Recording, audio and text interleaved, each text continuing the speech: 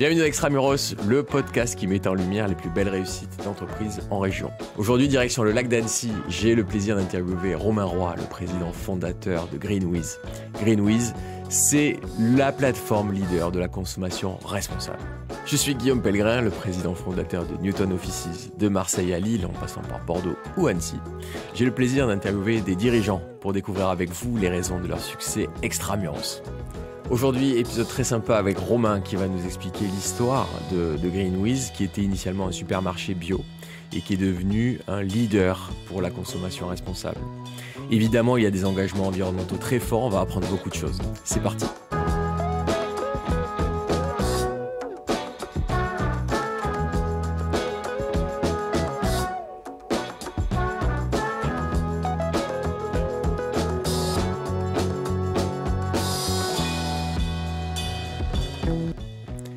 Bonjour Romain.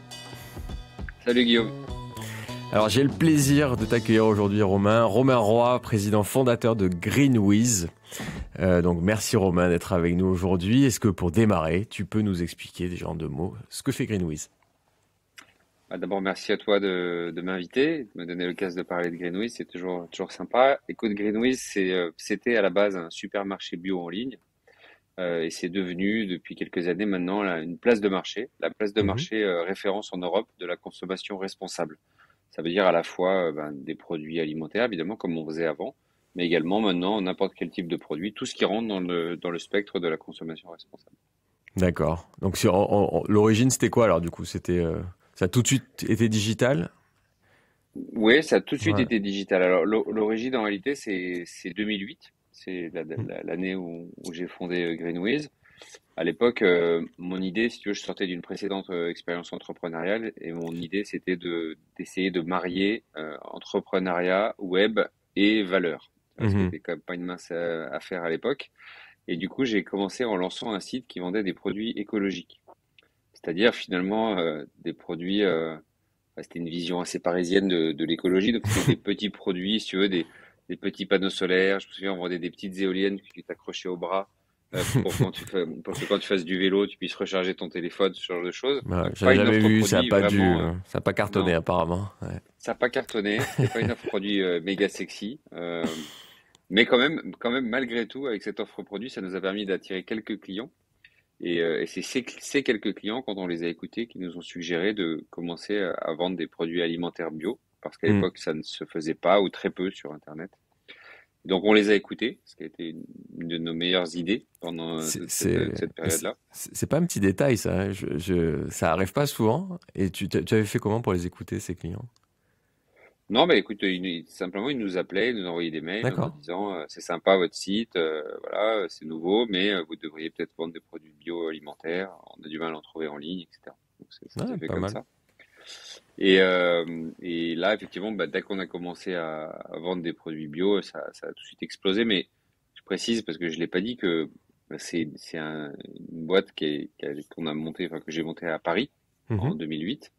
Pleine crise financière, du coup 2008, écoute, moi, je me rappelle, c'était Lehman, c'était le bordel. C'est marrant que tu dis ça, parce que figure-toi que le lendemain du jour où on a eu le cabis de GreenWiz, c'était vraiment les gros titres de la crise est là, de banqueroute de Lehman, machin, etc. C'était vraiment pile le bon moment, quoi. Tu vois, vraiment la bonne idée au bon moment. Et non, mais donc on a commencé à Paris, et en fait, moi à l'époque, voilà, j'avais envie de partir, et donc en fait on a déménagé dès la première année, en fait, vers là où on est aujourd'hui, c'est-à-dire à Saint-Joriot, sur les bords du lac d'Annecy. Et on va y venir. Et le nom GreenWiz, c'était dès le début ? Ouais, c'est le nom. Tu m'as pas demandé ce que ça voulait dire, qui est une question qu'on me pose souvent, mais donc, le nom, oui, c'était. Tu peux y aller. Ouais. En fait, à l'époque, on voulait, comme on était assez prétentieux, on s'était tout de suite dit, ça sera un truc international. Ouais. Donc, on voulait un nom qui puisse passer dans plusieurs pays, pas qu'en France. Ouais. Et en fait, on voulait qu'il y ait green dedans, évidemment, parce qu'à l'époque, c'était encore une fois des produits écologiques, des produits verts. Et donc, on a regardé les noms de domaine en .com avec green. Sauf qu'à l'époque, si tu veux, c'était la folie aux États-Unis de tout ce qui était green, justement, etc. Donc, le nombre de noms de domaine qui étaient disponibles avec green dedans, qui se terminait par .com, Je crois qu'il y en avait 10 ou 12 de mémoire. Ah ouais. Et dans les 10 ou 12, il y avait Greenwiz. Et on s'est dit, c'est pas mal, il y a une symétrie avec Pourquoi deux d'un pas. côté, deux de Hmm. l'autre, etc. Mais ça ne veut absolument rien dire. Mhm. Voilà. Très bien. Bon, moi j'ai créé Newton Offices, donc c'est pareil, hein, alors qu'on revendique d'être très Mm. français, mais on a pris un nom international, parce que nous aussi on est Ouais. confiants, on va pas dire prétentieux, mais confiants Non, dans mais ce qui, l'avenir. ce qui Ouais. compte, c'est pas, ce qui compte, c'est plus ce qu'il y a derrière les Mm. valeurs, et ce qu'il y a derrière le projet d'entreprise que vraiment le nom, quoi. Mais bon. Ouais. Et pourquoi t'as bougé, du coup, pourquoi t'as quitté Paris? Alors d'abord parce que moi, je commençais à en avoir un peu marre de la région parisienne. On était avec mon épouse, on avait pas mal d'enfants, on a 4 enfants. À l'époque, on habitait à Levallois-Perret, Mhm. qui a ses avantages, mais qui est aussi, je crois, la ville avec la plus grosse densité de population en France. Donc, c'est vraiment une espèce de petit Hong Ouais. Kong français avec très peu de surface et beaucoup, beaucoup de monde à l'intérieur. Donc, si tu veux, le côté vie parisienne dans un espace restreint où on se retrouvait tous les jours à promener les enfants dans le même parc. Enfin, tu vois, pour tous ces aspects-là, j'en avais un peu assez. J'en avais marre des embouteillages aussi. Ouais. Et puis par ailleurs, moi j'avais une histoire, parce que en fait mon père venait d'Annecy, donc depuis que j'étais tout petit, je venais passer la moitié de mes étés à Annecy. Donc j'adorais la région, et il se trouve que coïncidence folle, à l'époque, la personne avec laquelle je me suis associé pour monter Greenwiz venait de s'installer à Saint-Joriot, justement au bord du lac d'Annecy, alors que lui-même n'avait rien à voir avec Annecy à la D'accord. base. Il n'y a pas de hasard. Et donc on s'est dit avec ma femme, écoute, c'est un signe, il faut qu'on y aille. Donc on est parti. Et puis voilà, puis après, une fois qu'on est arrivé ici, alors ma femme qui est marseillaise, je vais pas te raconter ma vie perso, mais ma femme qui est marseillaise, mais qui vivait depuis très longtemps à Paris, et qui du coup était devenue très parisienne, tu vois, dans l'âme, Oula. a eu beaucoup de Ah mal ouais. à partir. Donc elle en a beaucoup voulu la première année de notre année d'installation ici. Mais maintenant, si tu lui proposais de retourner vivre à Paris, je pense qu'il faudrait vraiment mettre Ouais, beaucoup, ouais. beaucoup, Elle beaucoup en d'argent revivrait sur la très mal. table pour qu'elle... Ouais, ouais, Si c'est exactement. une convertie, les convertis, après, c'est dur à déloger. Totalement Ouais. converti. Puis Eh bon, ouais. ici, si tu veux, par ailleurs, les autres aspects intéressants, c'est que Saint-Joriot, c'est au cœur d'un parc naturel qui s'appelle le Mm. parc naturel des Bauges. Donc, tu vois, c'est un environnement de vie quand même qui est très privilégié. Ouais. Nos bureaux sont au bord du lac. Tu vois, les gens vont se baigner le midi, vont faire du kayak, vont faire du Pas ta wake. Enfin, femme, si elle est il y a plein marseillaise, d'activités. elle se baigne pas quand même pas dans le lac d'Annecy, quand même. Exactement. Si, si, et puis figure-toi figure-toi qu'elle a fini par se baigner dans le lac d'Annecy. Attends, il faut savoir que le lac, alors particulièrement maintenant qu'il y a le réchauffement climatique, etc., mais tu vois, il y a l'été dernier, le lac est monté à 27 degrés. Donc, tu Ah ouais, vois, j'allais faire 27. une blague en disant 28, mais c'est pas une blague alors, d'accord. Ah non, c'est pas une blague. Non, l'été, l'eau peut vraiment devenir très chaude. Mm. D'accord. Et t'as des sardines qui bloquent Voilà. le lac maintenant. D'accord, ok. Exactement, ouais. Ouais, Exactement. Je crois que tu connais ouais, quand même tu connais marseillais, les quoi. légendes marseillaises, c'est Ouais, bien. ouais, Mm. c'est ça. Tu sais que c'est une vraie histoire en fait, ça. Je fais une parenthèse. C'est Ouais, un je sais, mais bateau. c'est un Voilà. bateau. La C'est un bateau. Sartine, Mm. qui est un vrai bateau qui avait bloqué le port. Voilà. Ouais. Petit moment Pierre Bellemare du podcast. Voilà. Et du coup, t'as l'alignement, enfin, t'as eu l'alignement de planètes, histoire familiale, histoire entrepreneuriale, et puis t'as l'alignement par rapport aux valeurs. J'imagine que tu retrouves un territoire hyper naturel qui influe à ce Ouais, c'est ça. moment-là Bah, le développement de ta boîte. exactement, si tu veux, c'est ce que je te disais en parlant du parc naturel des Bauges. Si tu veux, finalement, on se retrouve avec un projet qui était quand même très posé sur des valeurs environnementales Mm. et sur une manière de mieux respecter la nature, tu vois, d'être plus proche de la nature. Et évidemment, on se retrouve dans un cadre absolument paradisiaque et très naturel par rapport à Paris. Donc c'est vrai que là où, si tu veux, il y avait une sorte de quand même d'incongruité entre avec le fait de prendre Ouais. un retour vers la nature en étant en plein milieu du 11e arrondissement. Voilà, au milieu des bouchons 24-24, là, finalement, c'est plus raccord avec nos Mm. valeurs de se retrouver dans un environnement comme le nôtre aujourd'hui, c'est sûr. Ben, ça me rappelle, on a fait un épisode avec Nicolas Aurore de Fago et ils ont quitté Mm. Paris pour les mêmes raisons. C'est-à-dire que leur best-seller, c'était leur pull J'aime mon vélo. Et ils voulaient quand même une ville où ils faisaient à peu près tout à vélo et un peu plus en ligne avec leur vision Bah du oui. quotidien. Voilà. Et du coup, en arrivant à Annecy, tu trouves les talents nécessaires, tu arrives à recruter, tu arrives à retrouver les compétences localement. Ouais, quand on arrive à Annecy, franchement, d'abord, je vais te le dire, Question de bizarrement, parisien, du moi, coup. non, mais Je justement, ce que pars j'ai, du ce que, principe c'est ce que j'ai, non, non, qu'il n'y mais en a pas, mais. c'est exactement ce que j'allais dire. Et j'allais dire en fait hein, que même si j'ai habité longtemps à Paris, il se trouve que mon environnement familial, mes amis, etc., ont fait que j'ai jamais été vraiment avec une mentalité de Parisien. Tu vois, Mm. j'ai toujours détesté qu'on parle de province et Paris, ça m'a toujours Mm. énervé. Et donc, en fait, je suis pas du tout arrivé ici en me disant, tiens, on va galérer à recruter des gens parce qu'il n'y a pas de talent en province. C'est même pas une idée que j'avais contemplée, en fait, en venant Mm. ici. Donc, et en fait, bon, à l'époque, en plus, en réalité, on est assez petit parce que, en fait, personne nous suit hein, quand on vient ici. Donc, en fait, au bout Donc d'un an, tu en en gros, repars à zéro. on repart à zéro en termes de Mm. staff. Tu vois, donc Mm. on recommence à embaucher les premières personnes de l'entreprise. Et non, on trouve très facilement, très rapidement. Mm. D'ailleurs, on profite pour préciser, ici c'est un bassin avec un niveau de compétence et d'expertise. Et voilà, on n'a jamais aucun problème pour embaucher ici, sauf dans un domaine particulier, mais qui est un problème qui est valable dans l'intégralité du territoire Ouais. français, qui est le fait de trouver des développeurs IT, enfin Ouais. voilà, des gens Bon, qui visiblement, soient. ça c'est. Moi, je cherche pas à recruter. Visiblement, j'ai eu de la chance parce que c'est une denrée rare. C'est une denrée très rare, c'est très Mm. compliqué et ça c'est compliqué partout en France, donc il y a un vrai problème de formation à la base. Donc là-dessus, on n'échappe pas à la règle, Mm. mais sur le reste, on va dire, on n'a aucun problème à recruter de manière générale. Et d'ailleurs, avec le temps, ça s'est même inversé puisque maintenant on a une capacité d'attraction, Ouais. notamment qui s'est renforcée depuis le Covid. Mais on aura peut-être l'occasion d'en reparler, mais Mm. de gens qui ont envie de quitter Paris ou qui ont envie de quitter des grandes villes et qui se Mm. disent là je vais aller m'installer. Et pour ça Annecy c'est vraiment un endroit fabuleux pour venir t'installer. Donc on arrive à attirer facilement des talents on va dire autour du lac d'Annecy. Mais fais-nous rêver, du coup, il se passe quoi quand si moi, quelqu'un décide d'aller vivre à Annecy pour créer sa boîte ou pour chercher du taf, Mhm. tu découvres quoi comme environnement, comme écosystème? Alors bah Annecy si tu veux c'est d'abord c'est un des plus beaux endroits du monde je pense tu vois. Moi Mhm. j'ai beaucoup voyagé non mais sincèrement c'est un endroit qui est absolument dingue. Enfin le cadre si tu veux c'est un lac magnifique entouré de montagnes. Ouais. De très belles montagnes, tu vois, vraiment avec une Mm. chaîne de montagnes spectaculaire. Donc, un lac dans lequel tu peux te baigner, qui est extrêmement pur, c'est un des lacs le plus pur d'Europe. Un environnement de montagne est naturel, qui est très proche de toi. Donc, tu vois, tu vis Mm. dans un cadre naturel qui est déjà exceptionnel. Après, si tu aimes le sport, Ouais. comme pas mal de gens quand même, Mm. c'est un endroit, un des endroits les plus sportifs que j'ai jamais vu, au moins en France. Tu vois, tu peux pas sortir de chez toi sans croiser des gars qui font du vélo, qui courent, qui sont Mm. sur le lac, qui nagent. Enfin, dans tous les sens, tout le monde est en train de faire du sport tout le temps ici. Tu vois. Ouais. Et en fait, t'es très proche de tout. Tu vois, voilà, tout est accessible, tout est proche, tout est facile.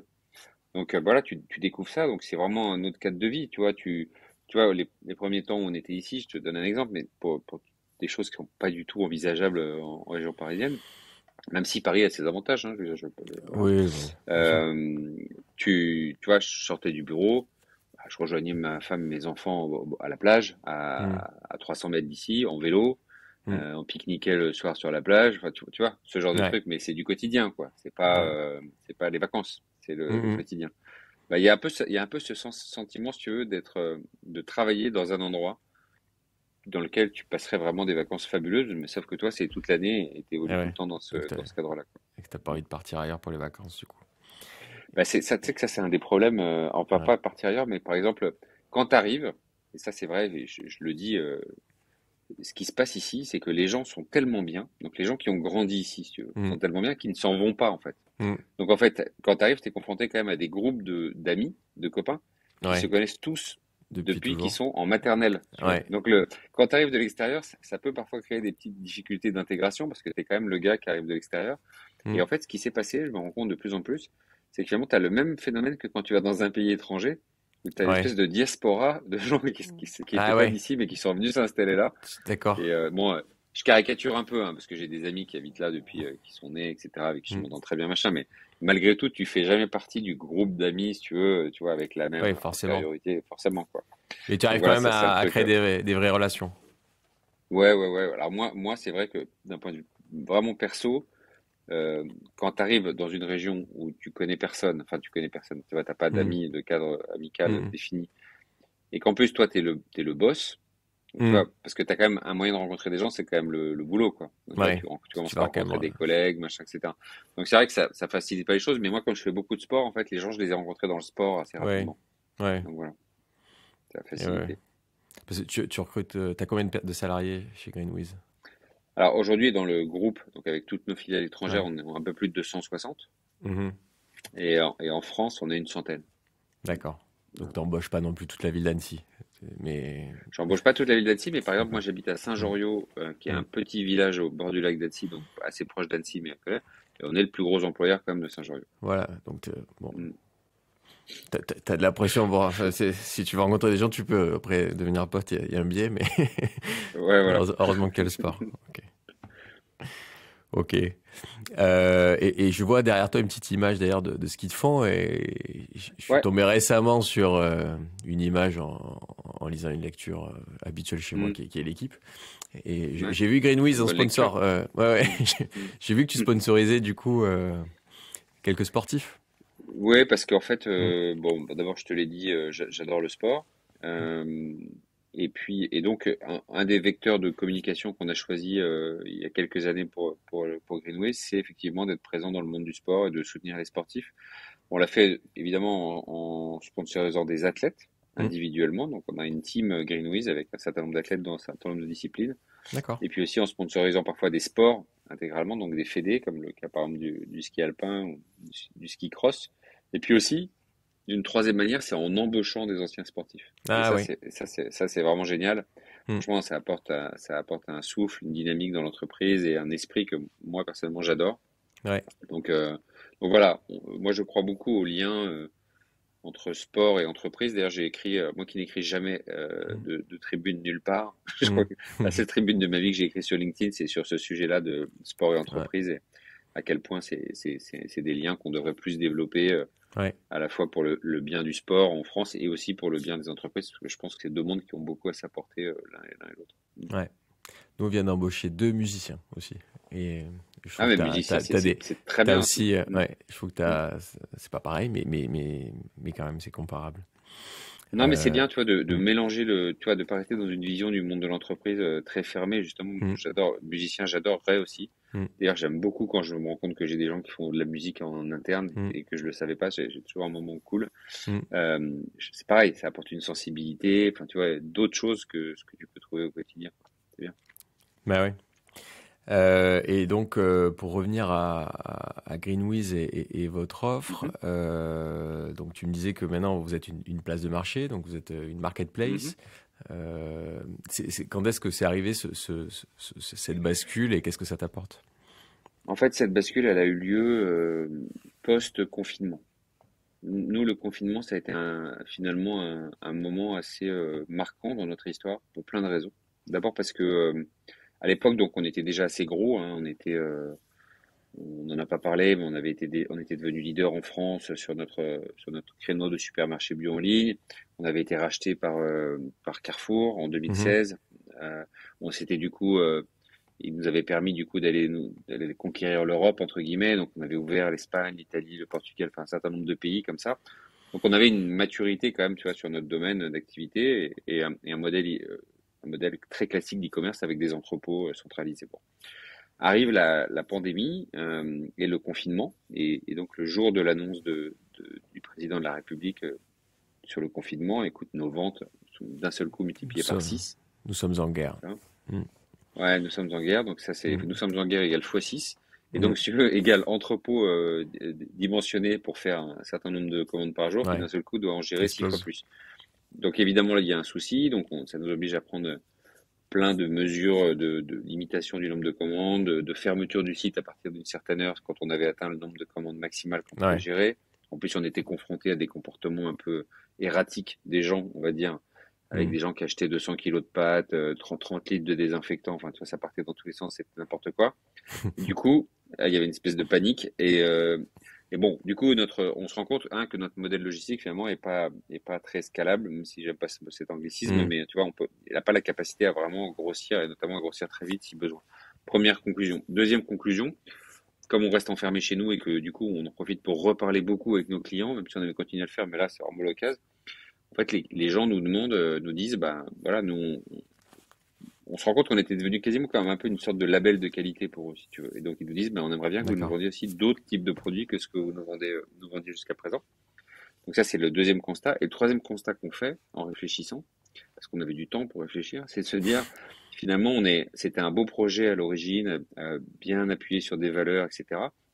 Mais on s'est un petit peu trop reposé sur nos lauriers, sur le fait qu'on était nativement RSE, machin, etc. Et en fait, aujourd'hui, notre approche de la RSE et nos engagements sont plus vraiment à la hauteur, d'une part de la D'accord. situation qui s'est dégradée beaucoup depuis qu'on a Mm. créé Greenways, la situation environnementale, et puis même voilà de notre quotidien. Et donc on décide, une fois qu'on a fait toutes ces conclusions, de lancer une place de marché qui nous permet d'avoir un modèle logistique complètement décentralisé et donc beaucoup plus facilement scalable. Qui nous permet également de vendre tous les types de produits qui rentrent dans la consommation responsable et donc de plus se limiter à un produit. Et le troisième truc qu'on décide, c'est il faut qu'on remette un peu le turbo sur la partie engagement RSE, etc. Et donc, on va faire un certain nombre de choses à l'avenir pour être plus performant dans ce domaine de l'impact et de la RSE. Alors, on va y venir là, sur cet engagement RSE, mais si tout de suite on évoque ce sujet de place de marché, on avait fait un épisode avec Miracle. Moi, je suis assez fasciné par je trouve que c'est un tournant assez important, pas dans le capitalisme, mais en tout cas dans les modèles économiques de nos entreprises. D'habitude, tu crées un produit ou un service, tu le vends, point. Là, vendre les produits des autres aux côtés des tiens, je trouve que c'est intéressant comme changement et comme état d'esprit. Toi, comment tu fais, voilà, vous passez par Moi, si Miracle tu veux, aussi, et c'est quoi ça a été quoi la démarche alors chez vous pour aller vers ça? on passe par Miracle, j'en profite pour leur passer un petit coucou et les saluer Mhm. parce que c'est vraiment, enfin, tu vois, on est fiers d'avoir un prestataire de ce niveau en France, qui est un leader Mhm. mondial de cette thématique-là et qui pourrait être un client depuis quelques années est vraiment hyper performant. Donc effectivement, on est chez eux. Sur le modèle de la place de marché, si tu veux, nous, c'est pour ça que je t'ai parlé très vite aussi des engagements RSE, parce que c'est deux sujets qui se rejoignent. Pourquoi ils se Ouais, rejoignent? ouais. Parce que quelque part, si tu veux, si on veut transformer notre modèle économique dans quelque chose de beaucoup plus positif pour l'environnement, voire ce qu'on appelle régénératif, et ben, il faut qu'on diminue l'impact de notre activité. Or, l'activité e-commerce traditionnelle telle qu'on l'opérait, c'est-à-dire d'avoir un entrepôt centralisé qui expédie les commandes, tu vois que par nature, c'est compliqué. Tu fais venir des produits de toute la France dans ton Ouais. entrepôt, tu les repackages, hop, tu les renvoies par des transporteurs dans toute la France. Mhm. Difficile de faire en sorte que cet impact soit minimisé. À l'inverse, le modèle de la marketplace, si tu veux, il est vraiment très aligné avec notre volonté de modèle régénératif parce que qu'est-ce qu'il te permet en fait? Il te permet de te transformer, de partir du fait d'être un vendeur avec un entrepôt centralisé à être quelqu'un qui va mettre en relation un client avec un producteur ou un fournisseur de produits ou de services éco-responsables qui se trouve très proche de chez Le lui. plus local Et donc, possible. Mhm. voilà. Et donc, en fait, tu vas passer de ce modèle très centralisé, très impactant pour l'environnement, à au contraire un modèle où tu vas venir favoriser le développement d'activités très locales, Ouais. tout en toi exerçant le rôle de conseil, d'apporteur, entre guillemets, de bons produits, de bonnes solutions, qui elles-mêmes, tu veux, auront des modèles économiques qui seront intéressants. Donc, tu vois, la place de marché, pour nous, c'est vraiment la transformation e-commerce vers place de marché. C'est complètement calqué avec la transformation de notre modèle vers un modèle régénératif. Donc, au-delà de la dimension business, Ouais. qui est évidemment très intéressante pour nous parce qu'elle nous permet de proposer d'autres produits facilement sans les contraintes logistiques, il y a vraiment cette dimension RSE qui est hyper importante pour nous, quoi. Ouais, ouais. Mais c'est là où je trouve ça fascinant et hyper intéressant quand si tu dois recréer une boîte aujourd'hui, de te dire que finalement, la force de Greenwich, c'est cette crédibilité que vous avez dans la marque. Et donc, en gros, si on est Mm. client de Greenwich, on va faire confiance d'office. Et c'est peut-être dès le premier jour, quand les clients vous disent pourquoi vous ne faites pas ça aussi, je pense qu'il y a un affect et une confiance vraiment très forte qui vous est accordée, qui fait que si Greenwich valide tel lit, telle paire de ski ou tel cosmétique, Ouais. on sait que Greenwich va pas promouvoir quelque chose qui est pas bon pour la peau, pour Mm. la santé, pour le truc. Et C'est donc, vrai, mais on ça te peut... donne, Ouais. ça donne aussi une exigence, tu vois, une Eh ouais. responsabilité quelque part. Mm. Mm. C'est, c'est vrai, Ouais. mais Et c'est là que c'est du un coup, travail forcément... compliqué. Et c'est là que du coup, j'imagine, vous avez augmenté le niveau d'engagement vis-à-vis de vous-même et du coup vis-à-vis de la société. Ouais. Et après, si tu veux, il faut être transparent. On essaie toujours d'être transparent, si tu veux. On n'a jamais, tu vois, on s'est toujours défini comme engagé, pas parfait. On n'a jamais voulu jouer les Ouais, chevaliers blancs, tu vois, qui ont tout compris, qui font jamais ouais. d'erreur, ceux qui ont un Mm, comportement parfait dans la vie, etc. D'abord, moi, je l'ai pas, tu vois, je le dis de manière très mm. transparente. Au-delà du fait que j'ai grandi, si tu veux, à une époque où, tu vois, moi, j'étais à l'arrière d'une R12 où les gens fumaient avec les fenêtres fermées, donc, tu vois, je vais pas te dire Sans que j'ai ceinture. grandi, Sans la ouais, ceinture. évidemment sans ceinture en étant debout à l'arrière, etc. Donc je vais pas prétendre que, tu vois, mais engagé pas parfait, ça veut dire aussi, tu vois, on essaie de faire les choses du mieux qu'on peut, avec Mm, beaucoup de transparence, et parfois on se plante. Donc tu vois, typiquement dans la place de marché, ça implique de recruter des vendeurs, de faire des choix, des sélections dans les catalogues pour choisir que les produits qui sont ouais. bien alignés. Parfois on se plante, parfois tu vois, il y en a un qui passe au travers des mailles du filet, et ben il devrait pas être là, et il est là. Et donc Mm, c'est là aussi que c'est important d'avoir une relation de confiance avec tes clients parce que ça, tu vois, ça leur permet aussi de nous dire bah, qu'est-ce que ça fait là, quoi. Enfin, tu vois, qu'est-ce que ouais. ce produit fait dans votre assortiment. Et nous, parfois, ça nous permet aussi de dire ah oui, bah là, effectivement, on a fait une grosse connerie, on va tout de suite le retirer, ça n'a rien à faire là. Mais c'est pas grave, tu vois, pour moi, c'est pas grave de faire des erreurs si on est dans la bonne démarche et la bonne intention. Voilà. Après, il faut juste être transparent et pas faire croire que tout est parfait quand ça l'est pas, tu vois. Mais bon, voilà.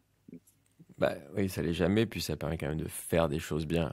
On en parlait il n'y a pas Mm. longtemps avec Life qui produit de l'hydrogène vert avec des éoliennes. Les éoliennes Mm. sont discutables, mais en tout cas, c'est beaucoup mieux que de produire l'hydrogène à partir d'hydrocarbures, quoi. Donc, au moins, on Ouais, ouais. avance plutôt dans la bonne direction. Et on est plutôt dans l'action quand même. Cette place de marché, comment ça marche? Tu payes un abonnement? Juste, je reviens, juste pour comprendre un peu le modèle économique.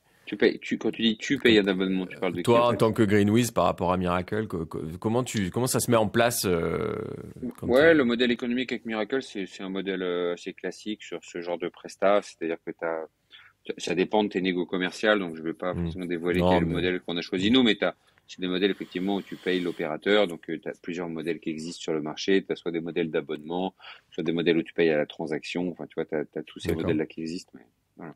Ok.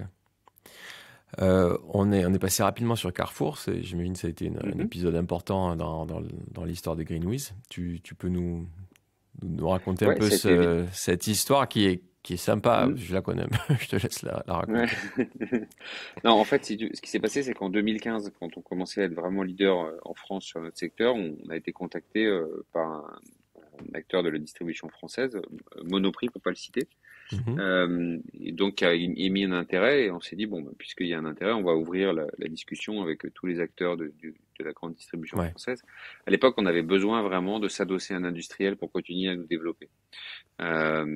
Et donc, on a rencontré tout le monde et effectivement, à la fin, on a choisi Carrefour parce que c'est ceux qui avaient l'offre qui nous paraissait la plus sérieuse, qui avaient le mieux étudié le dossier et c'est ceux aussi avec lesquels on se sentait le plus en confiance sur le fait que ils allaient nous laisser de l'autonomie, ils allaient nous laisser nous développer, on n'allait pas avoir d'intersection d'offres, on allait pouvoir continuer vraiment avec notre ADN intact par rapport à ce qu'elle était avant de rejoindre le groupe. Et moi, en plus personnellement, et je pense que c'est à ça que tu faisais allusion, ce qui est drôle, c'est que Mhm. mon père qui a grandi à Annecy était sur les bancs de l'école avec la famille Fournier qui a fondé Carrefour. Ouais. Et donc moi, toute ma jeunesse, j'avais été biberonné à Carrefour. On allait systématiquement faire les courses chez Carrefour. Donc si tu vois, il y avait un côté pour moi En R12. avoir, ouais, non, mais il y avait un côté ouais de cycle de vie, tu vois, où j'ai commencé à Annecy, je suis parti d'Annecy, j'allais chez Carrefour quand j'étais petit, j'ai monté Greenwich, j'ai fini par être racheté par Carrefour, je revenais dans Carrefour, donc tout un cycle comme ça qui était quand même assez drôle. Voilà. Et puis après, une fois qu'on est rentré dans le groupe, bah, ils nous ont apporté pas mal de choses. Alors selon les moments, le groupe c'est un groupe qui évolue aussi très rapidement, hein, donc qui s'est notamment beaucoup modernisé ces dernières années. Mais selon les moments de la vie, de notre vie commune, si tu veux, nous a apporté des choses différentes, mais qui globalement nous a donné beaucoup de moyens pour aller nous développer à l'étranger. Euh, et puis avec lequel aujourd'hui on a d'autres synergies, mais qui sont plus des synergies métiers, puisqu'ils sont devenus très forts en e-commerce, très forts dans un certain nombre de domaines, et ça nous permet d'échanger les bonnes pratiques. Et pour autant, on n'a pas du tout changé notre assortiment, on ne vend pas de produits Carrefour, nos produits ne sont pas vendus chez Carrefour, on reste quand même D'accord. très autonome dans la trajectoire qu'on veut avoir. Voilà. Donc ouais, plutôt un bon actionnaire alors, ce qui est pas hyper intrusif Très, et qui quelque part ouais, très, vous apporte mm, des solutions puisque eux aussi progressent sur ces domaines-là. ouais, absolument. Plutôt un bon actionnaire en tout cas, qui nous a soutenus pendant toute la période depuis laquelle on est chez eux. D'accord. Et donc qui appuie pas mal au développement international, c'est ça? Vous en êtes tous Ouais, de ce point de c'est eux vue-là? qui nous ont donné les moyens. Parce qu'en fait, quand on a réfléchi, pour tout te dire, on avait fait une première tentative en 2013 d'aller à l'international, mais un peu naïve, en Hmm. se disant on est très beau, on est très fort, donc on va juste traduire notre site dans plusieurs langues et puis on va tout expédier depuis la France et ça va être un carton. Et ça a été un énorme four, c'est un fiasco total. Et on s'est rendu compte, si tu veux, que en fait, il fallait quand même avoir des équipes locales, il fallait avoir une offre qui soit très locale, parce que c'est des pays Ouais. qu'on regardait, c'est des pays qui ont une forte culture agroalimentaire, donc tu vois, il y a des marques Hmm. localement qu'il faut avoir, euh, et qu'il fallait avoir un entrepôt sur place aussi. Donc en fait, on s'est dit, quand on a recommencé cette histoire d'installation dans d'autres pays d'Europe, on s'est dit, bah, il faut quand on va viser des pays qui nous intéressent, et on va regarder le pays, on va regarder est-ce qu'il y a un acteur pour lequel ça fait sens pour nous de le racheter parce qu'on va gagner du Ouais. temps, ou est-ce qu'on doit tout refaire nous-mêmes. Et donc selon les pays, la réponse a été différente, mais globalement, en Espagne et en Italie, qui étaient nos deux premiers pays qu'on visait vraiment prioritairement, on a trouvé à chaque fois un acteur qui faisait sens et on les a rachetés. Donc on les a rachetés grâce au fonds de notre actionnaire. D'accord. Et dans les deux cas, ça s'est bien passé? Parce que c'est pas toujours évident. Hyper bien passé. Ouais. Hyper bien passé. Ce qui est très drôle, si tu veux, c'est que on est tombé dans les deux cas sur des boîtes qui étay très similaires à Greenwiz. Alors, le pire, c'est en Espagne. En Espagne, c'était complètement fou. Si tu veux, le site, c'était vraiment, tu vois, il y avait une nuance de vert entre les deux sites qui était vraiment subtile, mais sinon, ça ressemblait Ah vraiment de ouais. manière assez forte. Eux, ils sont à Alicante, donc tu vois, ils sont au bord de Ouais. la mer avec des Bord de montagnes l'eau. derrière eux. Hmm. Ouais, exactement, un peu comme nous. Les organisations à l'intérieur de la boîte, sur les différentes équipes et la manière dont ça fonctionnait, c'était très très proche de ce qu'on faisait aussi. Donc c'était assez marrant. On a l'impression vraiment de découvrir un jumeau Ouais. espagnol. C'est marrant. Puis des gens avec vraiment un bon esprit. Donc moi, je suis toujours très copain avec eux et ils sont toujours d'ailleurs à la tête de la boîte et de la filiale et ça se passe très bien. Enfin, c'est vraiment des gens Ouais. cool. Et puis en Italie, c'était aussi au bord de l'eau. Tu vois, ils sont à côté de Rimini, au bord de la mer. Donc un peu pareil quand même en termes de cadre de vie. Après, c'était un petit peu différent parce que la boîte était plus petite quand on l'a rachetée. Donc c'était D'accord. voilà, c'était plus une boîte en devenir, mais voilà aussi une bonne cohésion en tout cas avec les équipes. Donc bonne croissance dans ces pays-là. Et il y en a d'autres Une aussi? bonne croissance. Ouais. Bah, après, on a ouvert. Après, on est allé sur toute la partie Benelux. Belgique, D'accord. Luxembourg, Pays-Bas. Ensuite, on a la Suisse également, qu'on dessert principalement depuis la France, mais bon, quand même. On a le Portugal également. Donc voilà, on Ouais. est présent dans un certain nombre de pays. Et du coup, avec à chaque fois des produits plus locaux, comme tu le disais, pour Ouais, correspondre à la demande ouais, locale. Des produits ouais, c'est GreenWiz ça. aussi, Ah que vous ouais, le fabriquez produit vous-même? Greenwiz, effectivement. Ouais, ça fait partie de notre. Alors, on fabrique pas forcément nous-mêmes, c'est de la marque, ce D'accord. qu'on appelle de la marque distributeur. Donc, tu MDD. trouves plutôt, tu définis ton cahier des charges, tu définis la composition que tu veux dans tes produits. Voilà, un certain nombre de Ouais, règles. Nous, par exemple, aussi, il y a pas mal de règles sur le packaging parce qu'on essaie de vraiment de promouvoir le zéro déchet. bien sûr. Donc, tu définis tes règles, tu trouves un faiseur, et puis ensuite, effectivement, tu développes ta marque. Et donc, oui, on développe beaucoup de notre marque distributeur, c'est important pour nous. Aujourd'hui, on a pratiquement 300 références en marque distributeur. C'est la première marque vendue sur le site. Ok. Et on la vend également dans les autres pays. Et après, la complexité avec les autres pays, c'est que on n'a pas voulu tout de suite changer le nom des boîtes qu'on avait rachetées, parce Ouais. que si tu veux, ça faisait partie d'une culture, et tu vois, on voulait pas les brusquer, etc. On est en train de le faire. On vient de le finaliser en Italie, qui s'appelle maintenant Greenwiz Italy. Avant, ça s'appelait pas comme ça. Et on le fera en fin d'année en Espagne. Et donc, pour l'instant, si tu veux, dans les autres pays, ils ont leur propre marque distributeur et on va tout fusionner en une seule marque Petit à petit. distributeur. Hmm. Voilà, une fois que les filiales ont changé de nom. Si c'était à refaire, tu aurais changé les noms tout de suite? Non, non, T'es content franchement, d'avoir fait dans la douceur et dans... ouais, parce qu'en plus en Espagne, si tu veux, ça s'appelle Planeta Oberto en Espagne, c'était une marque qui était quand même assez connue en Espagne, tu Ouais. vois. Donc elle avait quand même sa propre vie cette marque. Et puis moi, ayant été entrepreneur, je savais bien, si tu veux, pour les entrepreneurs qui avaient monté la boîte, ça faisait quand même un peu partie. Tu vois, Hmm. si demain je te disais Hmm. Newton Offices est racheté, et puis Day One, tu vas changer de nom, tu vas plus t'appeler pareil. Ça Hmm. fait, tu vois, t'as quand même Hmm. l'impression qu'on t'enlève ton truc. Ouais. Donc voilà. Puis à l'époque, c'était pas vraiment on avait déjà pas mal de travail à faire pour se développer chacun de notre côté. Là maintenant, on est rentré dans une phase où on essaie beaucoup plus de développer les synergies. Et Ouais. donc là, ça commence vraiment à Ça se fait prendre du sens. naturellement. Voilà. Ok, clair. Vos produits, c'est quel positionnement? Parce que je me baladais sur le site, il y a une phrase qui Mhm. m'a fait sourire, c'est pour pas choisir entre la fin de mois et la fin du monde, je crois, c'est Ouais, quelque chose comme ouais, ça. c'est ça, ouais, ouais. C'est quoi l'idée? C'est du coup d'avoir quelque chose de bon et Mhm. d'accessible à la fois? Oui, alors d'abord, alors c'est ça, je vais t'en parler un peu en détail, mais avant tout, c'est important pour nous, si tu veux, pour nous, depuis le premier jour en 2008, notre idée, c'était comment est-ce qu'on fait pour démocratiser l'accès à ces produits-là. Tu vois, parce Ouais. que on s'est monté en 2008, si tu veux, c'était vraiment réservé à une élite de consommer responsable ou de manger bio, Hmm. etc. Donc, on a toujours eu ça comme un peu comme leitmotiv et comme idée derrière la tête. Après, moi, je défends quand même beaucoup le sujet parce que les gens, il y a des idées reçues, si tu veux, sur le fait que consommer bio, les produits bio, c'est plus cher. Alors, les produits bio, c'est plus cher, c'est vrai. Par contre, consommer responsable, c'est plus cher. Là, c'est douteux. Parce Hmm. que, parce que consommer responsable, c'est pas juste prendre le panier de la ménagère en grande surface, à prendre exactement le même panier avec des produits bio et comparer les prix. Sinon, c'est pas ça. C'est consommer différemment. Donc, tu as aussi une notion, par exemple, je te donne des exemples de manger moins de viande, de manger moins de produits transformés, de Ouais. plus se préparer à manger. Donc, tu vois, quand tu fais la somme de tout ça, tu te rends compte en fait que consommer responsable aujourd'hui, c'est pas véritablement plus cher que consommer en traditionnel entre guillemets. Donc, d'abord, je précisais ça, et ensuite, une fois qu'on a dit ça, à l'intérieur des produits bio ou responsables, oui, on essaye, en tout cas, d'avoir à minima toute une partie de notre offre qui est hyper accessible.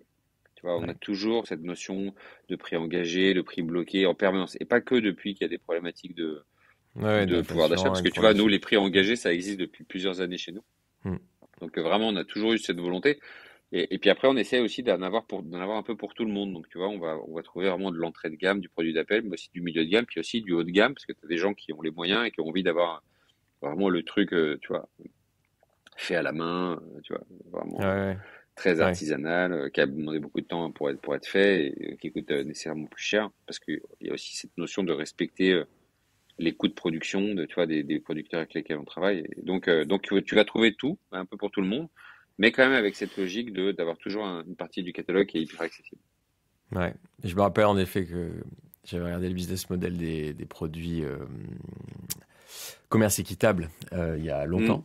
Et hum, le modèle économique fonctionnait parce qu'en fait, tu n'avais pas besoin de dépenser autant en marketing et en communication que les produits hum. traditionnels, pour du chocolat, pour du riz, où finalement ces Ouais. multinationales dépensent beaucoup, beaucoup en marketing. Et donc ça rentre clairement dans beaucoup.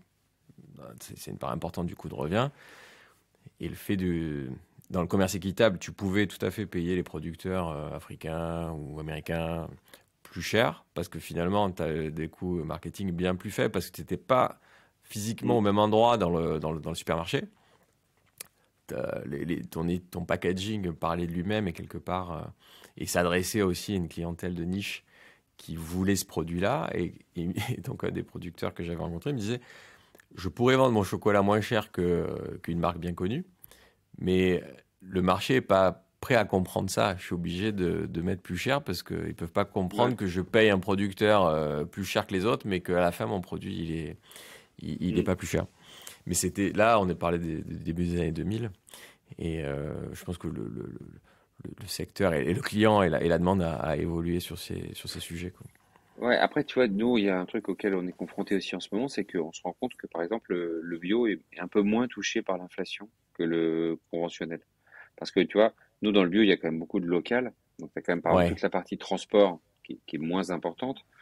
Quand tu importes des trucs de l'autre bout du monde, si tu veux, ben, bien t'es sûr. plus touché par l'augmentation des Ouais, coûts t'as de plus de... transport, par exemple. Donc, en Ouais, ce moment, on constate, hein, et c'est pas que nous, hein, on voit dans les études, que les prix ont tendance à se rapprocher entre le conventionnel et le bio, ça, c'est intéressant. bizarrement, tu vois, avec Ouais. l'inflation. Ça m'est souvent arrivé dans certains épisodes là, d'essayer un peu de trier aussi et de casser un peu les idées reçues parce que sur le bio, en tout cas, là aussi, tu peux dire un peu tout et n'importe quoi. Le Mhm, réflexe de base, dire bio, c'est meilleur parce que c'est mhm, voilà, la vache a été, elle a mangé de la bonne herbe, le poulet, etc., etc. Ou tu peux entendre d'autres trucs qui disent en fait, c'est pas aussi mhm, vertueux que ça. mhm. Toi qui es plus spécialiste que ça, en tout cas plus spécialiste que moi, Ouais. tu peux nous Écoute, éclairer un peu sur le sujet. non, mais d'abord, ton constat est exact et c'est assez paradoxal de constater, si tu veux, que le bio est finalement beaucoup plus attaqué que le Ouais, conventionnel. Ce qui est, tu ouais. vois, ce qui peut paraître étrange, mais alors d'un côté, il faut l'accepter parce que si tu veux, quand tu te revendiques meilleur ou plus sain Hmm. ou plus vertueux, c'est normal que ça Tu excite les t'exposes. gens Ouais. de démontrer que c'est pas le cas ou pas autant que ce que tu dis. Donc, si tu veux, c'est voilà. en même temps, parfois, tu te dis, enfin, tu vois, je vois récemment, il y a encore une émission à la télé sur le bio, le machin, etc., pour essayer de démontrer que, ah, mais oui, mais vous voyez, ils ont fait ci, ils ont fait ça. Ouais, moi, je vois pas beaucoup ces émissions-là à une grandeur d'écoute sur toute la merde qu'on donne à manger à nos enfants à longueur d'année, etc. Tu vois, Ouais, j'aimerais bien, hein, mais je trouve ouais. que il y a un traitement qui est un peu inégalitaire et un peu désagréable. Après, une Mm. fois qu'on a dit ça, ce que je peux te dire, c'est qu'aujourd'hui, clairement, le bio, et notamment le bio en France et en Europe, est de loin, de très loin, ce que tu fais de mieux en termes de qualité à la fois pour ta D'accord. santé et pour l'environnement. Ça ne veut pas dire que tout est parfait. Tu vois, c'est un peu comme ce que je te disais Ouais, tout à l'heure c'est sur les comme engagés Greenwiz. pas parfaits. Tu vois, par exemple, on nous a reproché récemment dans une émission le fait que ils avaient analysé certains sols de culture bio et qu'ils avaient trouvé, parce qu'il y a des rémanences de produits dans les sols qui peuvent Ouais. durer très longtemps, des traces. Ah, vous vous rendez compte, on a trouvé des traces. Oui, d'accord, mais tu vois, t'as déjà des gens qui font la démarche de passer au bio, qui ne mettent plus de produits toxiques dans la terre, Mm. etc. Et tu viens les chercher en leur disant, oui, mais il reste des traces de ce que les gens faisaient depuis 30 ans. Ok, Ouais, fine, tu vois, mais bon, ouais, ouais. venez pas m'agresser non plus sur ce Mm. sujet-là, alors que moi, je fais le max. Donc, non, voilà. Et après, évidemment, il y a aussi la provenance des produits qui est importante, hein. C'est-à-dire que, effectivement, Ouais, ça sert à rien d'acheter des produits bio qui viennent de l'autre côté de la terre alors que tu peux trouver les mêmes à 2 pas de chez toi et là ça devient une question bien de bon sûr. sens. Mais globalement, non, non, le bio, c'est. Et il faut faire attention parce que si tu veux, on est quand même dans un monde, tu le sais, où les lobbies sont importants. Moi, je Ouais. vais te raconter une anecdote qui est pas directement liée au bio, mais qui est, tu vois, à ce sujet qui est assez intéressante. Quand on a lancé Greenways au début, un des premiers produits qu'on vendait, c'était des biberons sans bisphénol. Tu vois, le D'accord. bisphénol, c'était une matière plastique enfin, à l'époque qui n'était pas interdite, et Mhm. dont on se doutait déjà à l'époque que c'était très toxique. Et on était parmi les premiers à vendre des biberons sans bisphénol, sans BPA, tu vois, c'était BPA. Et ben à l'époque, nous, on payait des campagnes sur Google pour annoncer nos produits. Et ben, tu avais les industriels du plastique qui achetaient des mots-clés, mais à prix d'or, si tu veux, pour Pour sortir pas que tu au-dessus de nous, sortes. Ouais. non, et qui t'amenaient sur une page où ils t'expliquaient que le bisphénol n'était absolument pas toxique pour la santé. 2 ans plus tard, c'était interdit dans toute l'Europe. Maintenant, c'est impossible, le Mm. bisphénol, tu vois, c'est plus autorisé. Euh, et ben voilà, enfin, tu vois, et les gars, à l'époque, tu vois, ils dépensaient des fortunes, ils t'expliquaient ça. Donc, quand même dans un monde de lobby et d'influence. Donc, voilà, faut toujours prendre un peu des pincettes sur ce qu'on nous raconte. Moi, ce que je sais, c'est que pour être dedans, le monde de la bio en France, c'est un monde de producteurs engagés, de transformateurs engagés, voilà, dans leur immense majorité. Après, je peux pas, évidemment, je te signerai pas avec mon sang le fait qu'il n'y a pas de temps en temps, à droite, à gauche, Ouais. quelqu'un qui fait pas bien ou qui, voilà, Mm. mais globalement, il n'y a pas mieux aujourd'hui en termes de réassurance, je trouve, pour le consommateur que le bio. Et là-dessus, il y a Yuka qui est Mhm. presque un nouveau lobby, ou en tout cas, c'est ce qu'on lui reproche aussi quand tu fais Mhm. l'avocat du diable du truc.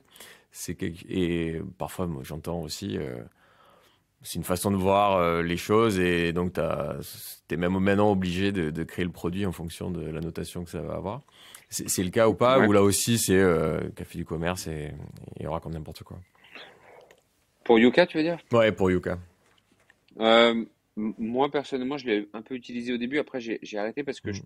je trouve que, enfin, tu vois, l'initiative est louable, hein. Je vais pas du tout Mm. dire que c'est Ouais, pas là bien de aussi, faire ouais. ça. Tu vois, il y a une espèce de souhait de transparence vis-à-vis du consommateur, etc. Après, c'est difficile parce que tu vois, il faut vraiment il faut qu'il y ait une caution scientifique derrière, je trouve importante, parce que tu vois, Mm. tout n'est pas équivalent. C'est difficile, je trouve, dans une application très simple comme ça. Puis il y a plein de critères aussi environnementaux qui sont pas forcément pris en compte. On en revient à la problématique de la notation, tu vois, à la problématique Ouais, du label et de la notation. Nous, personnellement, aujourd'hui, on est engagé sur un label qui s'appelle le Planet Score, qui nous paraît être vraiment le truc d'avenir, qui à la fois prend en considération des éléments de nutritionnels et puis de composition des produits, mais également tous des éléments sur le cycle de production ou de fabrication, et qui d'accord. nous semble un peu le truc le plus complet. Voilà. Ouais, Euh, ok. je vais pas du tout dire du mal de Yuka. Moi, personnellement, je suis pas un adepte, je le dis de manière transparente, Mhm. mais tu vois, la démarche est quand même super et ça a fait beaucoup de bien à beaucoup de gens aussi. Et ça a apporté pas mal de bonnes choses. Et ils dénoncent parfois des choses qui sont absolument justifiées. Ouais, dans la lignée de tes biberons. Ouais. Ouais. Mm. Ça m'amène du coup à vos ambitions RSE Mm. et à vos démarches. Qu'est-ce que vous faites du coup pour nous inspirer? Nous aussi, chez Newton, on est en train de mettre en place beaucoup de choses. Voilà, ça m'intéresse d'avoir vos bonnes Mm. pratiques. Alors, bah, d'abord, je sais pas du tout si on est en capacité, si tu veux, d'être des inspirants sur ce qu'on fait sur la RSE. Donc, nous, on fait le max. En tout cas, Mm. ce qu'on a fait après la pandémie, c'est que d'abord, le premier truc, chronologiquement, on est devenu société à mission. Ouais. Ça nous a permis de redéfinir un peu la mission de l'entreprise. Ça nous a permis d'y associer des objectifs, parce que c'est le principe de la société à mission, Mhm. des objectifs de mission. Et finalement, ça nous a permis de structurer toute notre démarche d'impact. Et ça a été très important, pas forcément parce que ça nous a fait faire plus de choses, mais parce que ça a mieux fait comprendre à toute la boîte ce qu'on faisait et pourquoi on le faisait, Ouais. dans quel cadre on le faisait. Donc ça, c'était le premier truc important, structurant, le fait de devenir société à mission. Une fois qu'on est devenu société à mission, on a eu la chance de participer à, à la première session, enfin on va dire au lancement de la Convention des entreprises pour le climat, Ouais. d'être dans les 150 entreprises qui ont, qui ont lancé un peu ce dispositif. Et donc, dans le cadre de la CEC, d'établir notre feuille de route 2030 vers un modèle économique régénératif. Ouais. Alors, le mot régénératif aujourd'hui est sujet à polémique. Il y a des gens qui disent que c'est n'importe quoi, etc. Mais enfin, ce qui compte, c'est pas tellement le mot en lui-même, c'est ce qu'on met Mhm. derrière. Et donc, l'idée derrière, c'est quoi? C'est comment est-ce qu'on transforme nos modèles pour être le plus, pas seulement neutre vis-à-vis de l'environnement, parce qu'on sait aujourd'hui que ça ne suffira pas, ça ne suffira plus en fait, hein, Ouais. mais de permettre de régénérer un peu notre environnement et donc d'avoir une contribution positive à l'environnement. Et donc ça, ben, je te l'ai un petit peu décrit, la feuille de route tout à l'heure, avec au travers de la transformation et du fait de devenir une espèce d'outil de mise en relation entre des consommateurs et des acteurs locaux eux-mêmes avec des modèles régénératifs. Donc voilà, ça c'est un truc très important pour nous. On l'a fait avec beaucoup de cœur, cette initiative portée par des gens, je pense notamment à Éric Duverger, l'un des fondateurs absolument incroyable. Donc on l'a fait avec beaucoup de cœur et ça nous a apporté énormément de choses. Tu vois, c'est drôle d'ailleurs parce qu'on pensait, on est toujours un peu prétentieux, on pensait en arrivant là-bas, parce que ça, c'était vraiment tout, les 150, il y avait vraiment tout type d'entreprise. Tu vois, il y avait Renault Oui. Trucks. Donc tu vois, le Ouais. premier jour, tu arrives, tu dis, moi je suis Greenwiz, le gars de Mm. Renault Trucks, si ça soit à côté de moi, lui, il vend des camions, si tu veux, il va pas m'apprendre la vie sur la RSE. Enfin, tu vois, et en fait, ben, un peu, quand même. Non, mais, en fait, si tu veux, ce que je veux dire, c'est que finalement, on a tous pris une grosse claque, si tu veux, on a tous remis Ouais. en cause un peu notre niveau d'engagement, et on s'est rendu compte que bah, chacun apportait des choses différentes selon son secteur, selon sa vision de choses. Mais c'était passionnant. Et aujourd'hui, ce dispositif de la CEC est en train d'essaimer de plein de façons, notamment en région, parce qu'il y a des Ouais. CEC régionales qui se montent. Je confirme. Et vraiment, Ouais. c'est. Ouais. Hmm. Non, non, Toi, t'es je dedans, c'est confirme. ça? Et ouais, on en est Ouais. dedans aussi dans Ouais. la CEC Provence, Sud-Est, et je confirme la grosse claque, ouais. Du coup, on est en plein Ouais. dedans.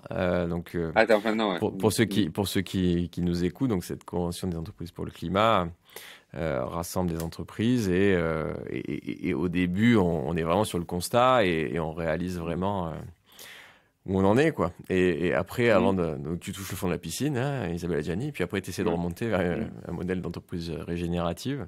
C'est ça. Et donc, c'est mon associé Anthony Andiani qui assiste avec Widia, chez nous, notre responsable RSE.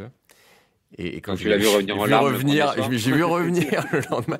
Alors déjà, en plus, ça bosse, mais un truc Ouais. de malade. Jusqu'à 11 heures du Ouais. soir debout, tu bouffes pas, ça Ouais. taffe. C'est du sérieux. Mais ouais, le terme, il m'a dit au début, ça me hante. Voilà, les jours qui ont suivi, au début, Ouais.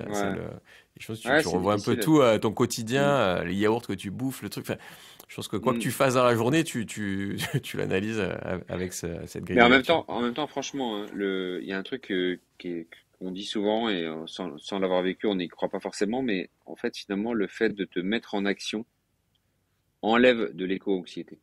Tu vois, Ouais. on pourrait penser que, tu vois, voilà. Mais donc ça, c'est la première phase qui est juste le constat avant que tu fasses quoi que ce soit. C'est un peu stressant parce que tu te dis, oula, mince, tu vois, j'avais pas forcément réalisé que c'était à ce point-là, machin, etc.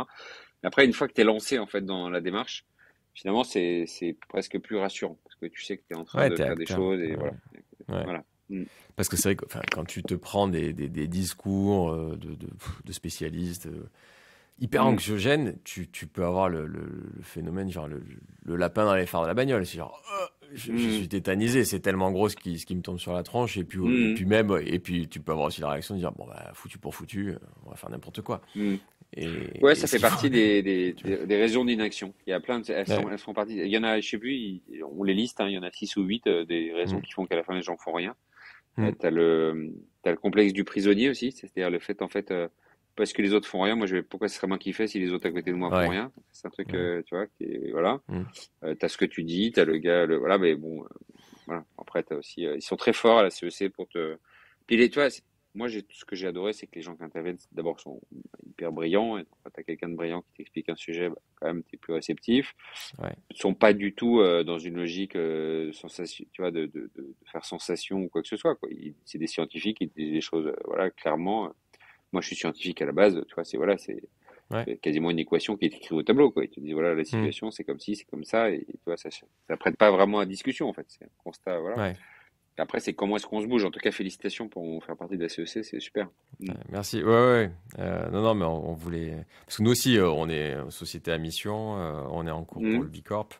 Et tout ça est très important. Alors, nous, on est investisseurs immobiliers, on a des immeubles partout, donc ça bouffe de la ressource. Et Mm. pour autant, même si tu fais des murs, tu peux faire beaucoup plus que ça en t'ancrant localement, en favorisant le local, en animant des Plein de communautés choses. Mm. économiques. Enfin, dès que tu Mm. débarques et que tu poses un immeuble Newton, tu peux faire plein de choses dans une ville.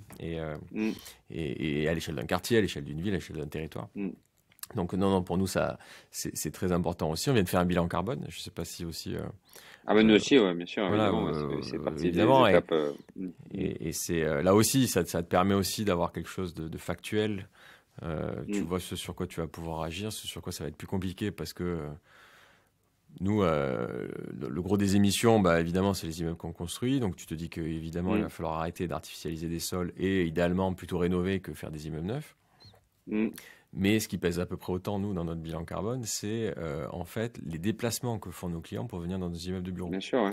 Donc, quand tu as Ouais, 300 personnes j'imagine. et Mm. que tu pars du principe qu'ils viennent en bagnole, bah forcément, Mm. sur la durée, ça pèse aussi lourd que le fait d'avoir construit un Mm. immeuble. Donc, c'est sur ça qu'il faut. Toi, la seule chose que tu peux faire, c'est finalement te dire que tu vas arrêter de mettre des immeubles, ce qu'on faisait pas, mais que tu vas arrêter de mettre des immeubles dans la Pampa où il n'y a aucun transport en commun. Ouais, ouais. C'est Mais s'ils y sont. l'accessibilité Voilà, des lieux en transport en commun, quoi. Ouais, non, bien sûr. exactement. Bah, nous, c'est Donc, moi, pas, nous, on a la même chose aussi avec les collaborateurs, hein. Mine de rien, Hmm. c'est une grosse partie des allers-retours des collaborateurs. Donc, c'est pareil, on essaie de travailler là-dessus. On vient d'ailleurs de gagner un prix de l'écomobilité locale. Ils nous ont offert une trottinette électrique, tu vois. Ah. Et du coup, Bravo. non mais voilà, donc on essaie de vraiment mettre en place un certain nombre d'initiatives pour que les gens ne prennent pas leur voiture, ou en tout cas un minimum, quoi. Avec beaucoup de Ouais, covoiturage, avec un peu de télétravail, avec pas mal de choses comme ça.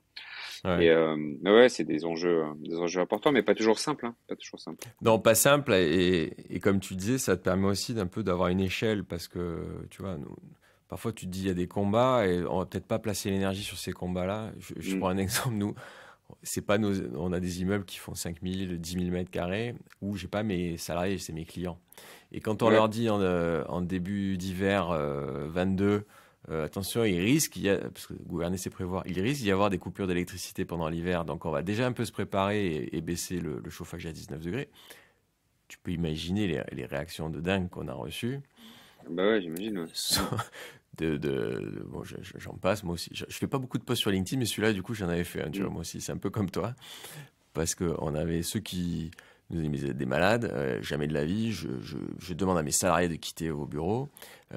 Ou alors, tu avais peut-être même une majorité un peu silencieuse qui a dit, allez vous faire voir avec vos trucs, je vais aller acheter des grille-pains et des petits chauffages, et qui avait commencé Ouais, à en mettre dans les bureaux. Donc, au final, le bilan carbone était encore pire. Donc, on a ouais, été ouais. obligé de... Alors que Et 19, après, franchement, tu vis bien, hein. Mm. ouais, en fait, tu t'en sors. Et enfin, c'est vrai que Mm. si t'as pas l'habitude, les premiers jours, ça pique, Mm. mais après, tu t'en sors. Mais après, on a fait plein d'autres petits trucs, mais on a vidé nos boîtes mail, on a coupé l'eau chaude dans les chiottes pour te laver les mains, parce qu'en fait. Mais quand tu fais vraiment ton bilan carbone, tu vois quand même les gros postes, quoi, Mm. et les trucs qu'il faut un peu prioriser, quoi.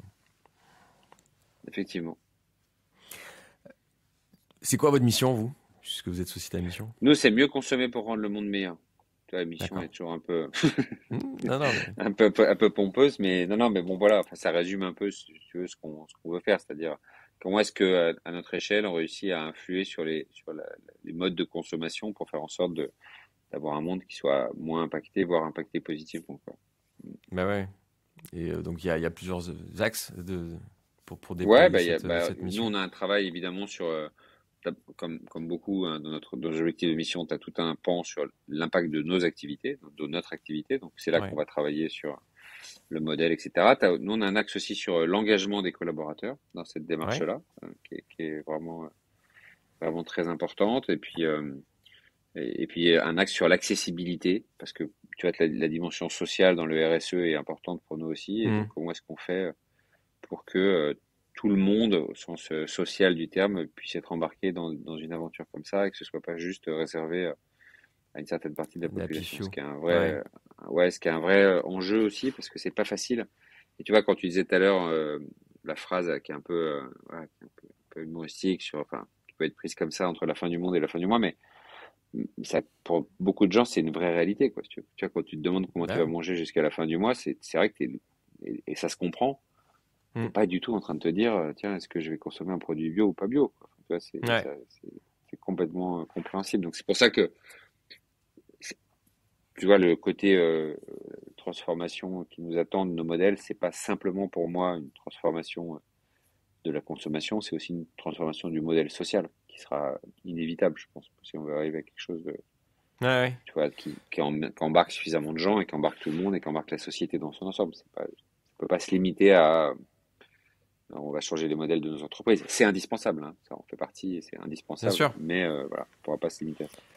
Mais c'est toujours dur à trouver cet équilibre entre sauver l'environnement et pas oublier les gens, quoi. Et surtout ceux qui galèrent. Mm, Parce que c'est vrai que c'est souvent, il y a souvent un discours quasi, enfin un peu élitiste, sans le vouloir, sur les produits mhm. bio et la consommer bien, etc. Et parfois un peu au détriment d'une partie de la population qui peut pas se le payer, qui est carrément même un peu Ouais. oubliée de l'équation. Je fais un parallèle très hasardeux, mais tu vois, moi, j'habite Marseille, il y a une ZFE qui a été mise en place, une Mm, zone à faible émission. Bon, déjà, bon, au-delà du fait que c'est pas respecté, mais mm, c'est quand même non. pas évident socialement, quoi.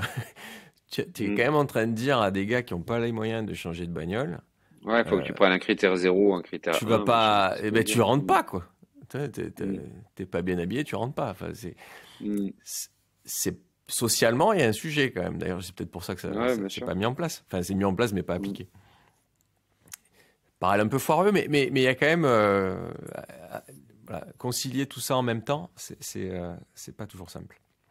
Ouais, c'est pour Donc ça, si tu de veux fond. que, non, mais c'est pour ça que l'implication des entreprises, pour moi, c'est un must absolu pour faire bouger les choses, mais que aussi à un moment donné, et c'est ce qui nous manque de mon point de vue aujourd'hui, on aura besoin de beaucoup plus d'implication du monde politique, de nos Ouais, dirigeants, parce que si tu veux, on pourra faire des choses, on pourra avancer, mais il faudra quand même à un moment donné être accompagné. Bon, bref. Moi, je ouais, te dis ça parce que moi, je prends le train souvent. Je prends le train souvent. Je vais te donner un exemple me révulse un peu. Je prends le train souvent et je suis confronté dans mes discussions à des gens qui voyagent pas mal aussi pour moi, comme moi pour le mm, boulot. Et l'autre fois, je discutais avec quelqu'un qui vient de Biarritz, tu vois, et il me disait, bah, en fait, c'est simple. L'avion, c'est 6 fois moins cher. ouais, Voilà. Donc, si tu veux, on vit dans un pays où tu expliques aux gens qu'il va falloir arrêter de prendre l'avion sur les petits trajets, machin, etc. On a une compagnie de train qui est une compagnie nationale qui fait des bénéfices par milliard. Et par contre, le train chez nous, c'est 6 fois plus cher que l'avion, quoi. Donc, si tu veux, mm, c'est quand même, tu vois, on marche un peu sur la tête, quoi. Tu te dis, ouais. voilà. Bref. Et, et puis pas toujours plus rapide, hein, au final. Mais bon. Qu'est-ce que je voulais te demander du coup? C'était sur la mission, sur oui, la mission. Non, mais c'est pareil pour ceux qui nous écoutent, Mhm, c'est pas très dur de devenir société à mission. C'est ça que je voulais dire. Évidemment, il y a un travail de fond qui est mhm. important, mais à la fin, on n'est pas hyper contraint par. Il faut évidemment On un n'est pas comité de contraint, mission de suivi. on est Il y a- contrôlé quand même. il- Ouais, ouais, Mm. mais t'es pas, voilà, tu vois, pour lever les freins, je Ah trouve oui, que oui. c'est hyper vertueux en fait de le devenir. Ça permet de se poser des bonnes Mm, questions, d'aligner tout le monde, d'expliquer à tous tes salariés qui sont déjà là et ceux que tu vas recruter accessoirement, voilà, quelle est ta vision. Voilà, nous on joue au foot et voilà, vous jouez au mm, rugby, ben, voilà, c'est notre sport. Voilà. Et ça permet d'aligner beaucoup de choses, de faire des choix. Comme je pense que toi, comme moi, tu es très sollicité pour plein de choses, pour financer plein d'assauts, plein de trucs. Mais mm. moi, je trouve que quand tu as ta ligne directrice, ça rend les choses beaucoup plus simples. C'est pas évident de la définir, mais une fois que tu y es, Ah oui, je suis je d'accord, trouve qu'il y a plus c'est de gains génial. que Mm. Non, c'est génial, ce type d'inconvénients. d'émission, c'est pas compliqué, effectivement. Il faut le faire, il faut le faire sérieusement. Faut pas que ce soit, Ouais, alors, parce que les outils de contrôle qui existent sont quand même très bien faits, parce qu'à la fois, ils sont pas pénibles, au sens effectivement, tu perds Ouais, pas 10 heures par jour par rapport au fait d'être société à mission. Par contre, il y a un vrai contrôle, et notamment par, je sais pas si tu y es déjà passé, parce que je sais pas combien de temps ça fait que tu es entreprise à mission, mais non, nous, on a déjà été audité une fois. d'accord. Bah, t'as quand même un vrai contrôle, quoi. T'as quand même un vrai Mhm. audit, si tu veux, qui vérifie si C'est t'es bien. sincèrement engagé dans tes objectifs. Ouais, c'est super. Mhm. Moi, je trouve ça génial.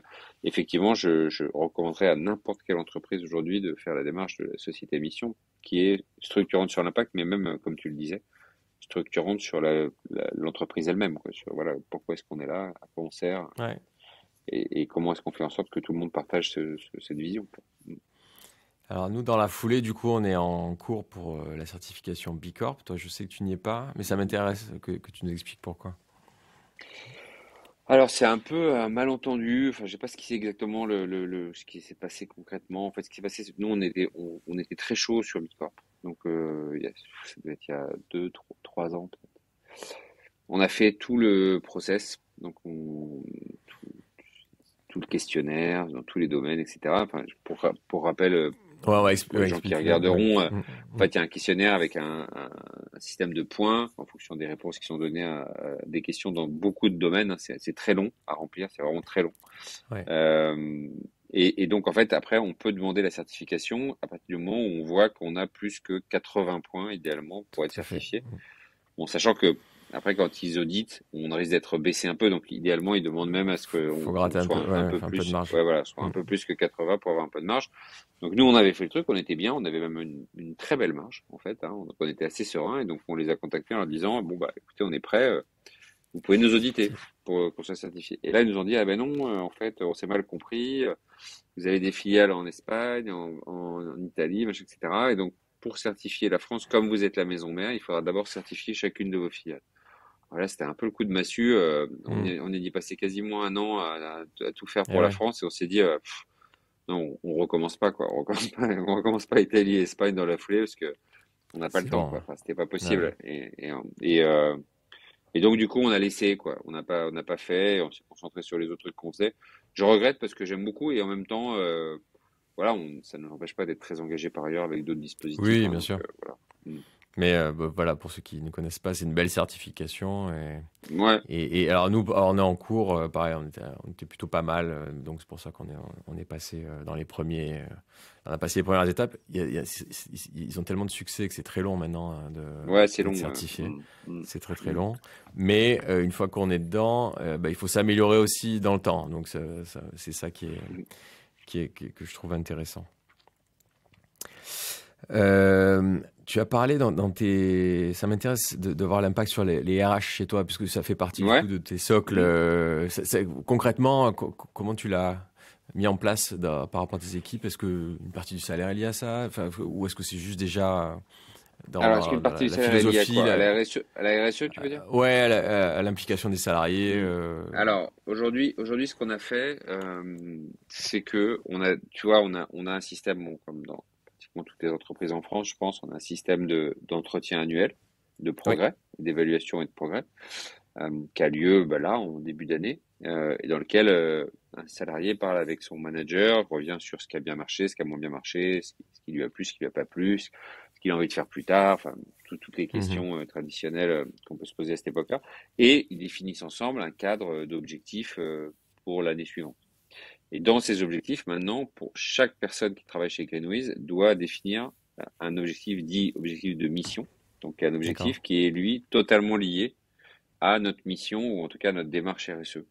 Et donc, c'est partie intégrante de ces objectifs. Donc, chaque personne dans l'entreprise a une partie de ses objectifs, donc une partie de sa rémunération indirectement, qui va Très être intéressant. Mm. liée à aussi cet objectif de mission. Donc ça c'est le lien, si tu veux, entre vraiment notre mission et les RH. Mais après, de manière plus qualitative, on va dire, bah, le fait de devenir société à mission, ça nous a permis de réembarquer vraiment tout le monde autour de cette vision, autour de cette la feuille de Ouais. route. On essaie de la partager, si tu veux, avec le maximum. C'est parfois pas très simple parce que le sujet du régénératif, c'est pas forcément un sujet trivial. Donc, enfin, tu Mm. vois, expliquer à tout le monde, c'est pas le parti plaisir. Donc, on a instauré là, on a la chance d'avoir une responsable RSE qui est hyper active. Et donc, on a instauré, elle anime ce qu'on appelle des déjeuners de l'impact très régulièrement, où D'accord. voilà, les gens peuvent venir librement et elle parle de ces thématiques, elle explique comment ça se passe. Donc, on essaie d'embarquer un maximum de gens autour de ça. On a aussi un truc qu'on adore et qui est super, on offre des journées de mécénat, en fait, donc aux Ouais. salariés, pour qu'ils puissent aller faire des projets associatifs à côté. Donc, soit ils y vont à plusieurs parce que c'est des gros projets, soit c'est chacun choisit une assoce ou un projet et va le faire. Donc, On le ça fait aussi, c'est des aussi. choses que, ouais, ça, c'est vraiment, Mm. moi, je trouve ça assez enrichissant, d'une part pour les gens qui le font, puis sur l'ouverture d'esprit que ça donne, parce que c'est pas que des trucs du tout liés à l'environnement, hein, c'est aussi beaucoup de social. Donc, voilà, ça permet Ouais. de se rendre compte quand même de la chance qu'on a globalement. Voilà, puis après on essaie d'avoir un management, une politique RH, puis je vais dire ça, mais c'est hyper banal, parce que tout le monde dit ça, donc quelque part ça enlève un peu le sens du truc, mais un management RH assez bienveillant, assez centré autour de l'épanouissement des salariés. Donc on a la chance, nous, d'être dans un métier qui est très informatisé, donc on essaie d'utiliser l'informatique pour gérer au maximum toutes les tâches un peu répétitives, un peu pénibles, qui ont pas beaucoup de valeur ajoutée pour les gens, et de manière à essayer de faire en sorte qu'ils puissent se consacrer autant que faire se peut sur des choses où ils peuvent apporter de la valeur. C'est pas toujours simple dans tous les métiers, hein, on va pas se mentir, mais en tout cas c'est ça qu'on essaye de faire. Voilà, et c'est pas évident. Moi je trouve que globalement les RH c'est pas simple, parce que c'est beaucoup d'humains. Tu vois, notamment, Ouais. je sais pas ce que t'en penses toi, mais je trouve que la communication interne c'est un vrai sujet compliqué. Mm. Ça me fait penser moi à la communication dans un couple d'ailleurs. Tu vois, je fais souvent ce parallèle-là. Non mais c'est vrai, je fais souvent ce parallèle-là, tu Ouais. vois, parce que tu vois, il y a des fois, as l'impression que tu dis à l'autre en permanence que tu l'aimes parce que tu fais plein de choses qui montrent que tu l'aimes, et puis l'autre finit par te dire, tu me dis jamais que tu m'aimes. Tu dis, bah Mm, attends, moi, je suis en permanence en Je train de vais faire te des choses prouver. pour te montrer. Ouais, voilà. Et Ouais. bah ça, tu vois, c'est un peu des trucs que tu retrouves où t'as l'impression qu'on a l'impression parfois de faire plein de choses, et en fait, tu vois, les gens simplement attendent juste que tu leur dises, enfin, tu vois, ou que tu l'exprimes Mm. d'une autre manière que celle que toi t'as choisi d'exprimer. Donc Mm. voilà, je trouve que c'est des trucs de communication humaine qui sont pas simples c'est pas toujours simple de trouver le bon dosage, etc. Parce que, par définition, si tu veux, ce que moi je comprends n'est pas forcément ce que l'autre va comprendre ou il va pas le comprendre Ouais. de la même manière. Donc, et quand c'est à une échelle où tu as 100 personnes en face de toi, bah, tu vois le truc, c'est le couple Mm. fois 100. Donc, Ouais. t'es plus en relation avec une personne, mais avec 100. Et tu vois, l'autre fois, j'ai fait une expérience assez, enfin, sans le vouloir, mais j'ai fait une annonce à tout le monde en même temps.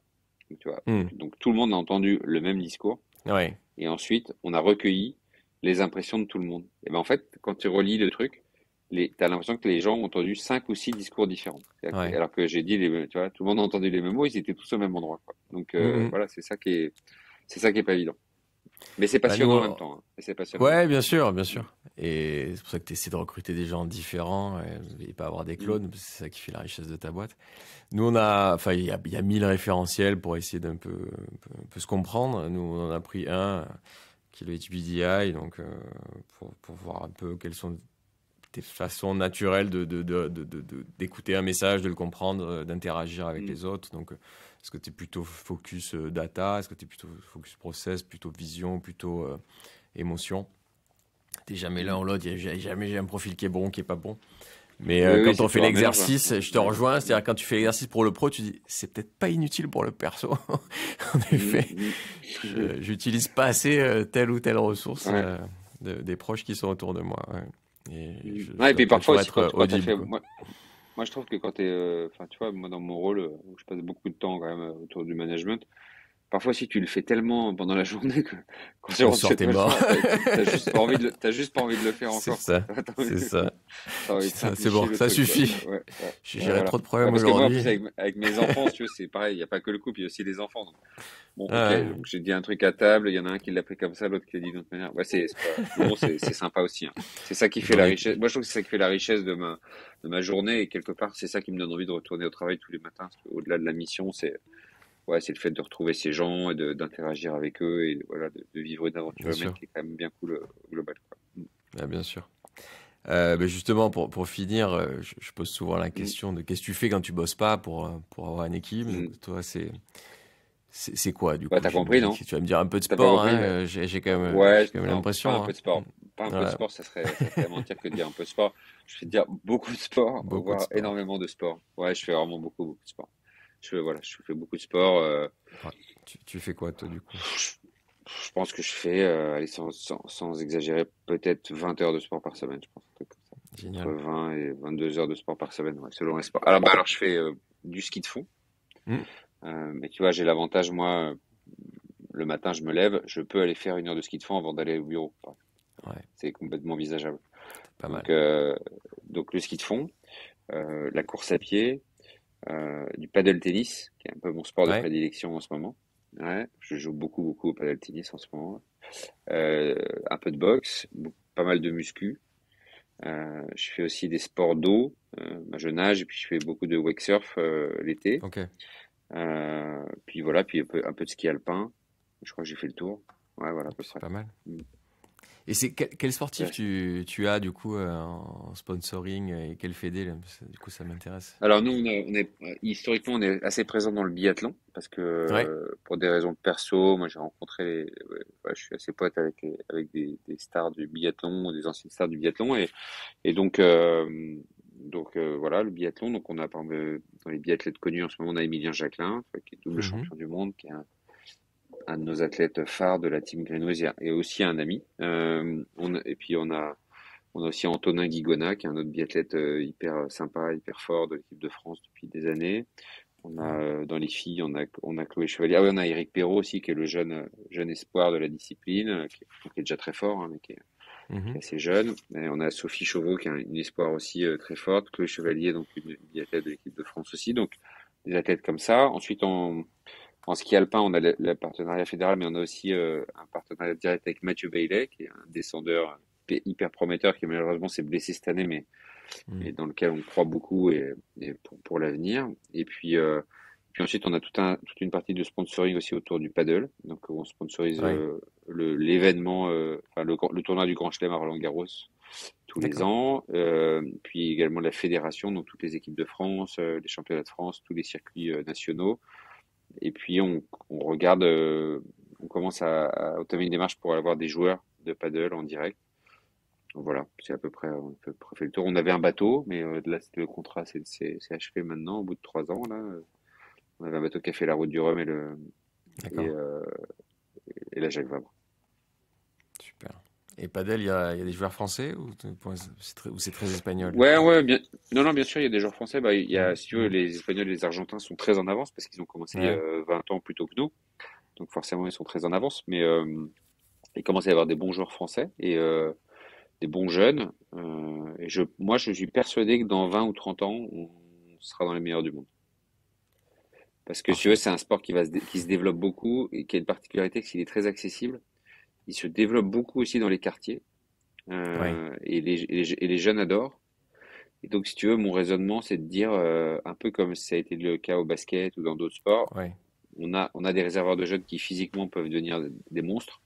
Mhm. Et c'est un sport où si tu commences tôt et que tu as des capacités physiques importantes, bah, tu peux devenir très fort, quoi. Donc, j'ai bon espoir qu'on y ait des futurs très grands joueurs mondiaux qui soient français ouais, d'ici 20 ans, quoi. Peut-être un truc comme Ouais. ça.